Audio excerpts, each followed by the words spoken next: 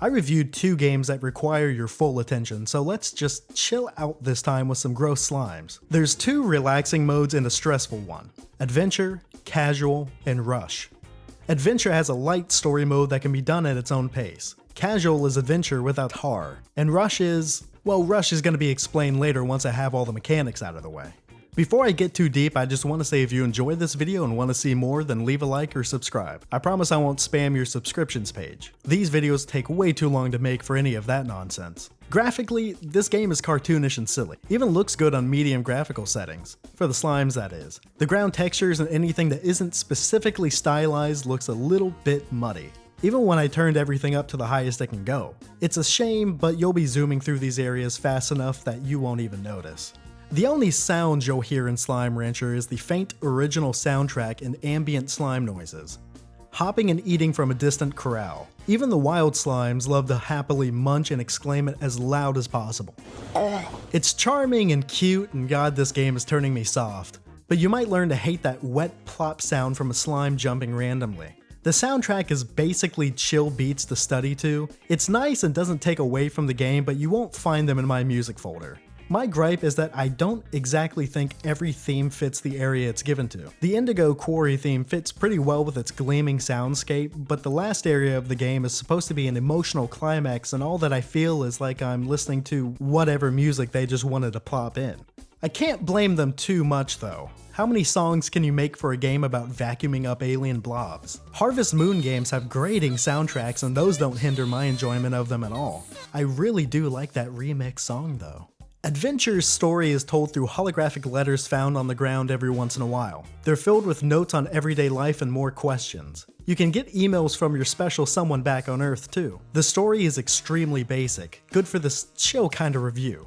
You know, no pressure. You are Beatrix LeBeau, new owner of the ranch on the exoplanet the Far Far Range, after the old owner and legendary slime rancher Hobson Twilgers left it to disarray after his disappearance. He is the one who left all of the notes around for you to find. Your special someone who sends you emails is Casey, no last name given. The relationship is very cute but a tad sad. I really felt for Casey having their loved one being far away. In Casey's case, their loved one is 1,000 light years away. Love is a deep theme in Slime Rancher. Hobson was a quiet loner who just wanted a secluded life until he fell in love. Personal flares to these characters like that really do add a lot. Mochi Miles is another NPC you'll communicate with later, and she has a strained relationship with her father, having not spoken in years. Another lonely soul living in the Far Far Range. Now with you, it makes one more. I haven't talked about the game yet though, so let's go ahead and do that. Start your new game file by picking a picture and a name. Don't worry about DLC though, it's just cosmetic. Anything that adds good content to the game is actually free. When you hop in, your ranch is just sort of there. One corral, a few pink slimes and food laying around. Feed your slimes to get their excrement, plorts. They are the main way to make money. Sell them at the plort market. You'll get tons of new plorts, and the ones for the slimes you can't get yet are blurred out. The plort market can fluctuate due to no fault of your own, so don't expect all plorts to sell at the same price. Plorts can change prices up and down 30% from their base price. The entire market can also go up or down 30% too, so according to the math done on the plort algorithm, that means that each individual plort can go from 50% to 167% of their base value. It gets easier to understand how the market will act the more you play the game. Plorts will drop in value depending on how many sold. 20 pink plorts will drop the value down 25%. 40 pink and it'll drop half. The more valuable the plort, the less it takes for the market on them to crash. Don't worry though, the longest a plort can stay decreased for is 20 days. There is a way to increase the money you gain as well, but that's later on from an upgrade added from an update. I'll talk about those too. Math is always so fun to put in games, huh? Time to talk about the little and big things themselves. The slimes. Slimes are an alien race and reside on the Far Far Range. Cute ball-shaped jello-like creatures that you'll be spending most of your time dealing with. They can be the most fun you'll have with the game and the most annoying aspect just as easily. You have to corral these blobs and feed them every 12 to 18 hours. Depending on how well you've been caring for them, they can have 4 types of moods. Elated. This is a fully fed and entertained slime. Happy, they'll revert to after a few hours of being fed. They will eat at this point, but they don't need to. Hungry occurs after 12 hours from the last feed. They start to act a little irrationally and may perform negative behaviors, which for some slimes may include attacking or causing negative effects around the slime. Agitated is the final mood. Having gone more than a day without food, they'll definitely perform negative behaviors at this state. These hunger moods are on a scale of 0 to 100%, which elated being 0 and agitated being 100.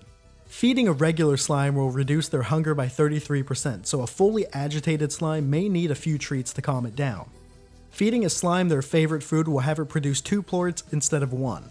Pink slimes will eat anything and have no favorites. Certain slimes like the rock and tabby slimes love heartbeats and stone hens respectively, but they will also eat anything from the vegetable and meat family also respectively.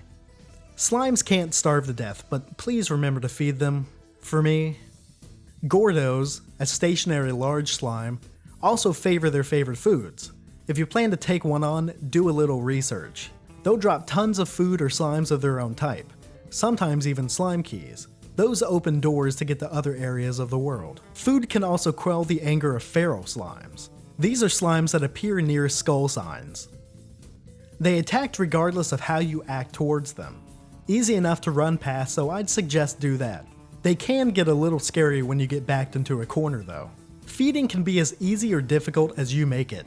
Auto feeders, which can be put on a corral, shoot out food at a rate determined by you and a button with 3 options. Throw food in and watch it come out. First step towards hovering over your slimes less. High walls and air nets stop the slimes from escaping and wreaking havoc on your ranch. Feeding and plort selling can be done without your input with a little creation called drones. They can be created in the lab. An expansion to your ranch which can be bought for 10,000 new bucks, the currency of the game. They're programmed very simply to do a specific task. The advanced drone can perform 2 separate tasks, like feeding all slimes in the area some veggies, then taking the plorts to the market. It's very nice once you get them, but you need quite a lot of resources to make even one, so don't expect a fully autonomous ranch soon at all. Plort farming gets easier once you create largo slimes. They're a reference to Spironites. Just throw a plort of a different slime to any slime and they transform into something larger. These slimes produce 1 of each plort, 2 of each if you feed it a favorable food to either species of the slime that it belongs to. They are amazing for farming, but I dislike making largos. Pure slimes are generally nicer to look at and you can corral more at once.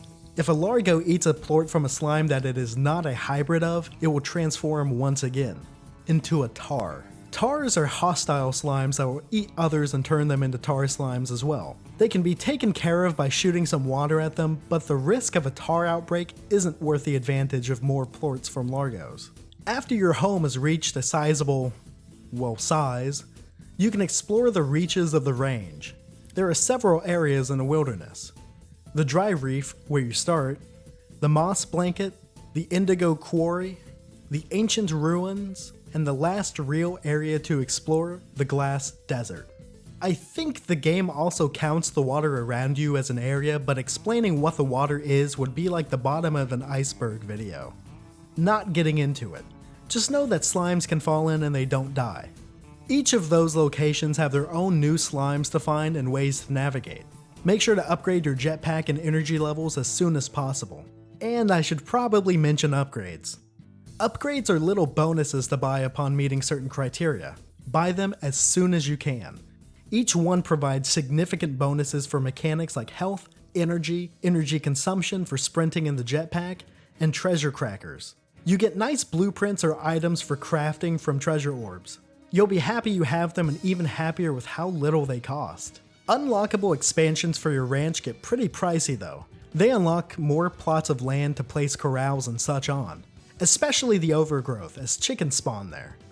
So tabby slimes will love this area. The amazing thing about this game truly is its simplicity. Not too many things to talk about. I don't want to go into depth in the story because it's pretty short and can be explained very quickly, so that's what I'll do. Skip ahead to the marker for spoilers. You follow the breadcrumbs of notes that Hobson has left all over. He fell in love with a fellow rancher, Thora West. You can do quests for her over at the ranch exchange. He went through the ancient ruins and waxed poetic about life and its many doors. He's a sensitive man. He wanted to be the first person to travel through space and time. But when he found the spot to make his dream happen, he chose love, secretly living with Thora on her ranch. Casey has been sending you emails this entire game after main events. She thinks back on your days when you were physically together. She tours in a band, and the last email you receive is her about to go on tour. When you return to the ranch from that email, the credits begin. It's a cute song about how Casey feels about Beatrix. See, that was simple. Towards the end of the game, you can visit the ranches of some of the fellow inhabitants via a teleporter.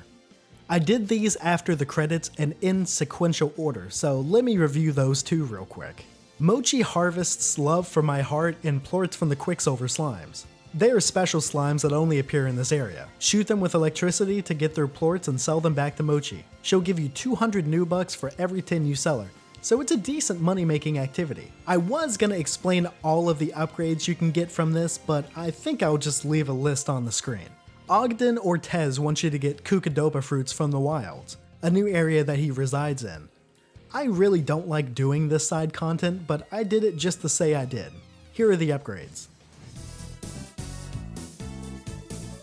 The final bonus content is for Victor Humphreys.